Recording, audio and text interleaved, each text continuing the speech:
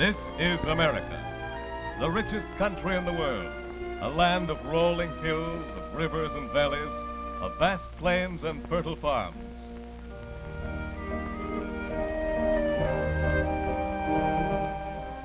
Its wealth is produced by millions of men and women who go out each day to their work in factory and field, in shop and office. They produce the things we Americans eat and wear, and the houses we live in. They make the goods, operate the services, build the many institutions that make up the American way of life.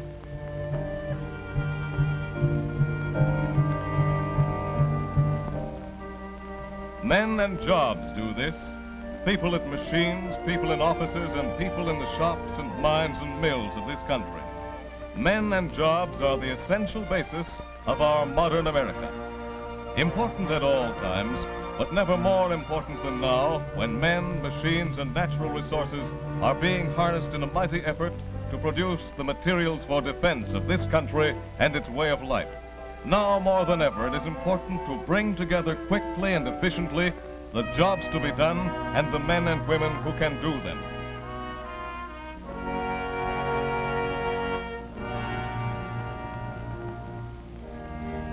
This vital responsibility is the task of the United States Employment Service of the Social Security Board, a part of the Federal Security Agency headed by Paul B. McNutt, Administrator.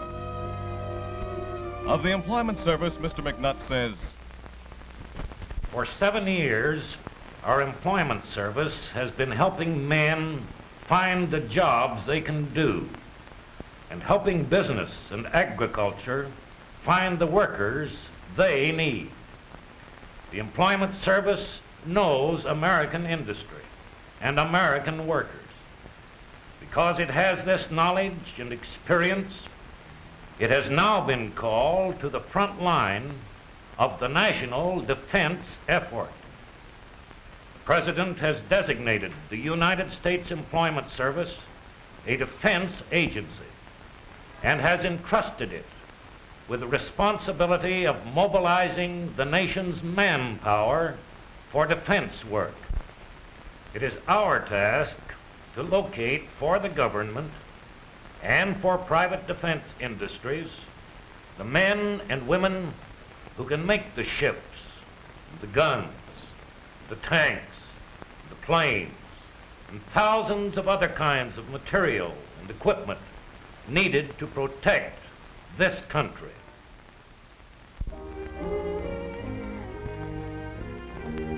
The government's public employment offices are organized for the sole purpose of bringing together, without charge to either, those who want work and those with work to be done, serving workers and employers by a thorough analysis of each worker's qualifications and careful attention to each employer's requirements. For workers of all kinds, the Employment Office provides a business-like job placement service. For skilled craftsmen, for semi-skilled production and service workers, for highly trained professional people, and for the many kinds of unskilled workers on thousands of jobs. Each person who registers talks with an employment officer trained to do this work, gives a full record of his qualifications and experience. This woman, for example, has spent weeks looking for the one job she thought she could do, but the interviewer discovers that she qualifies for several different jobs, not just one. Such service greatly increases the job seeker's chances.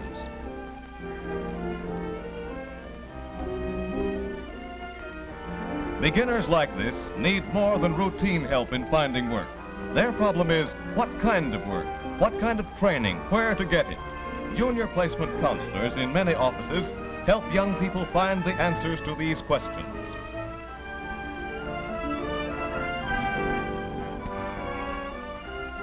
This is a mature worker, his skill gone rusty after years of unemployment in his trade, but today his knowledge and experience are important to defense industries, too important to waste in aimless, undirected job hunting. The interviewer knows where there are jobs for men like him. After a brief training course, to regain his old-time speed and efficiency, he will be referred to a definite opening in a defense industry. Such service prevents waste of precious manpower in this time of national emergency. Employment offices covering the country send job seekers where they are needed, when they are needed. Directing this service is the Social Security Board.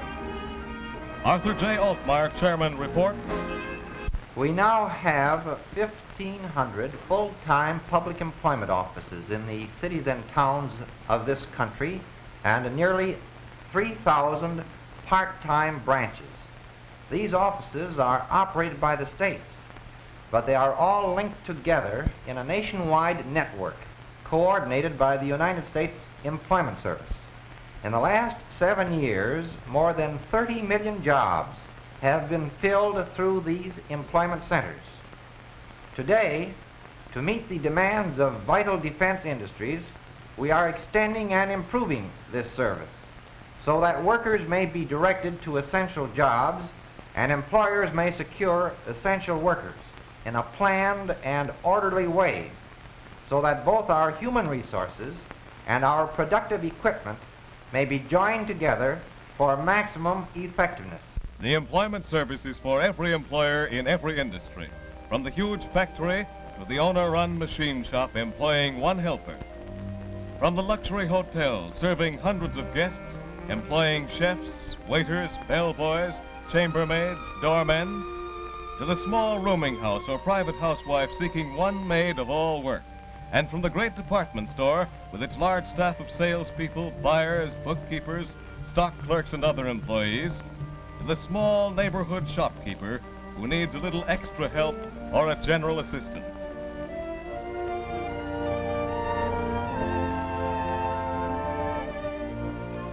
The employment office is as important to the community as its traffic system, its communications, its fire protection, its schools, its educational system, because it also helps to conserve the community's human resources, helps to make life better for its people. In cities and towns throughout the nation, the employment service is the key to available jobs, the key to available workers, bringing both together, serving the community by matching its people with its work. Men and their jobs have built our country, our homes, our institutions, and now they must produce the things necessary to protect this heritage.